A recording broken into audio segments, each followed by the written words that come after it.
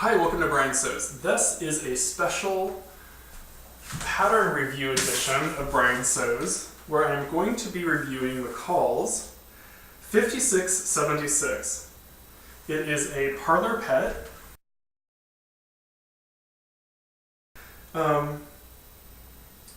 Designed by Mary Lou Jorgensen.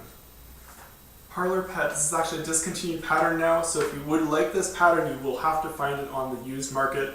It may still be available from McCall's on their website, but you will not be able to buy it from just regular online retailers. This was, I was thinking this was supposed to be my project to get me back into sewing. I haven't sewed since before Thanksgiving. I was thinking this is going to be a great little project to kind of, get my feet wet again, make sure I remember how to push the fabric through and cut stuff out and pulling little bits of fuzz off because we'll get to that. So anyway, so I picked up this pattern and I was like, this is great. First of all, something I have to mention about this pattern is that the retail price on this pattern is $15.95. So that's an expensive Parlor Pet if you're buying this retail, just which I guess if it's discontinued, you can get it now for probably a clearance price on McCall's website.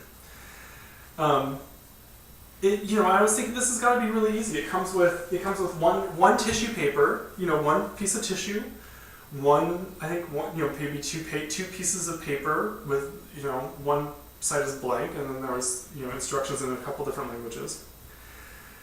The first time I made my Parlor Pet, I was thinking, oh, this is so easy. I don't even really need to follow the directions. I'm just going to cut this thing out.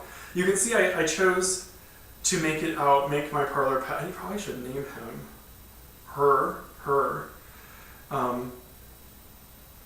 him. I didn't really follow the directions. I kind of did, but the first rendition of my Parlor Pet, I don't know if I still have it. Oh, here's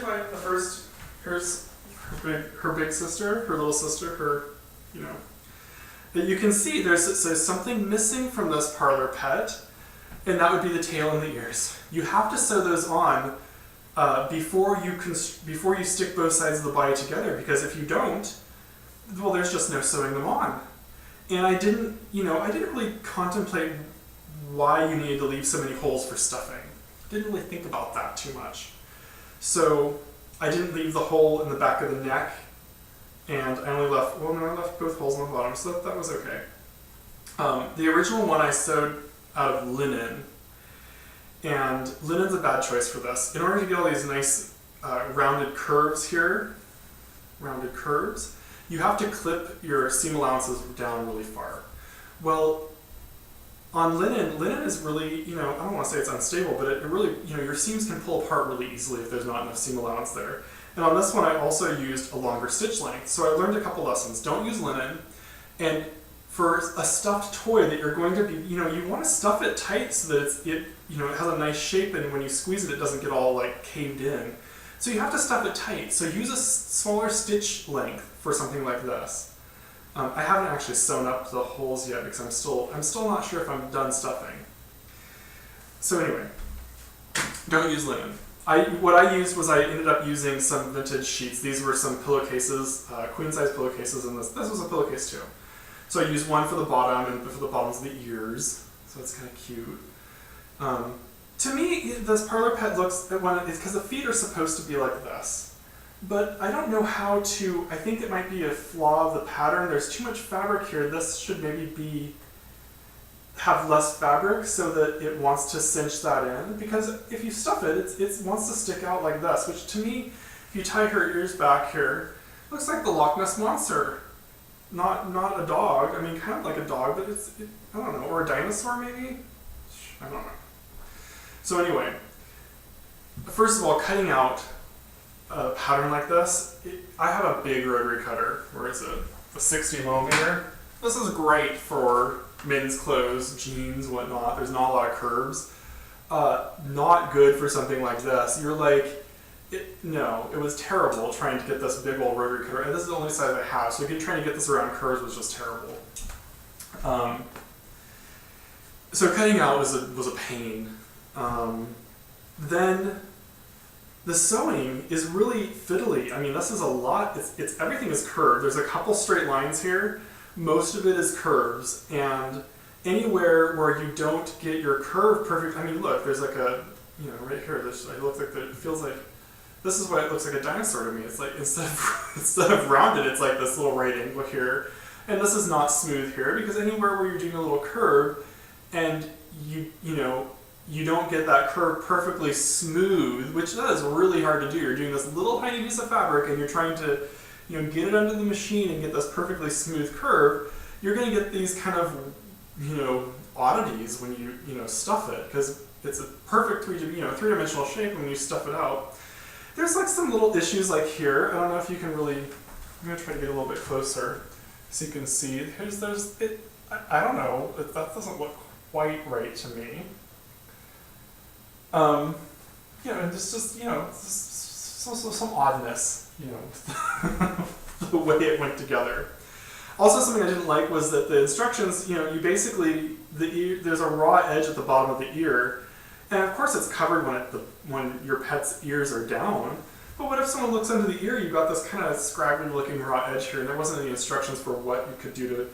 I think probably what I would do is trim that really close to the stitching there to make that look a little bit better. Like I said, I left open there's three stuffing holes, one on the back, one on the front, and one here on the back of the head. It took me 2 hours to stuff this dog, and I'm not joking, and it could probably use more stuffing. I was astounded by how much time this took. Like, I was thinking, okay, well, I want to do the video today, so I've got to start stuffing the dog.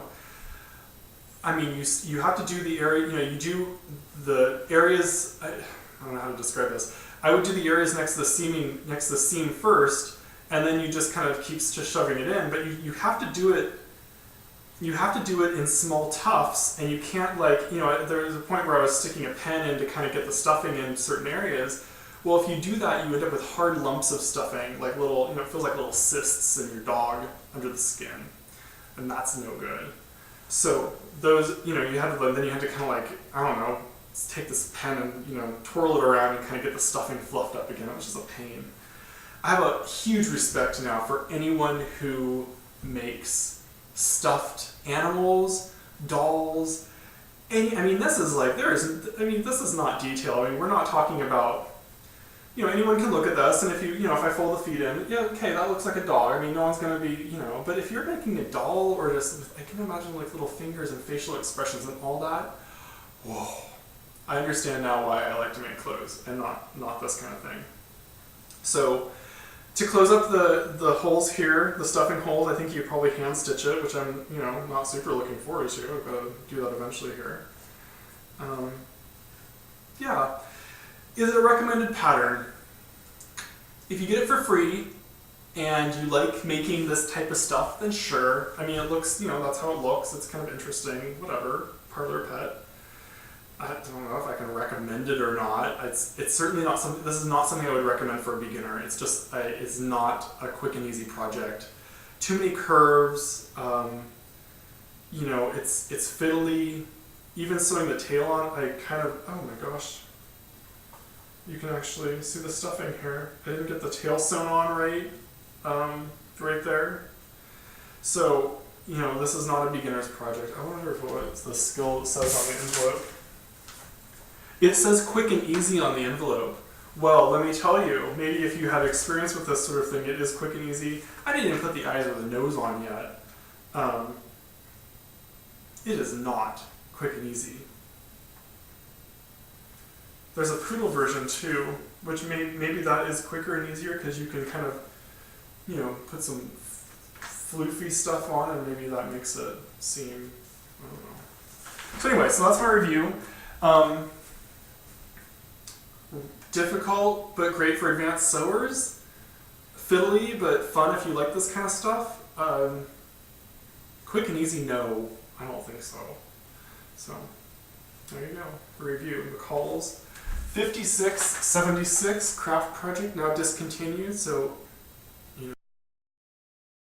know, snap it up while you can, because once it's gone, I don't know how many of these people bought, so it might not be available in the used market. Alright.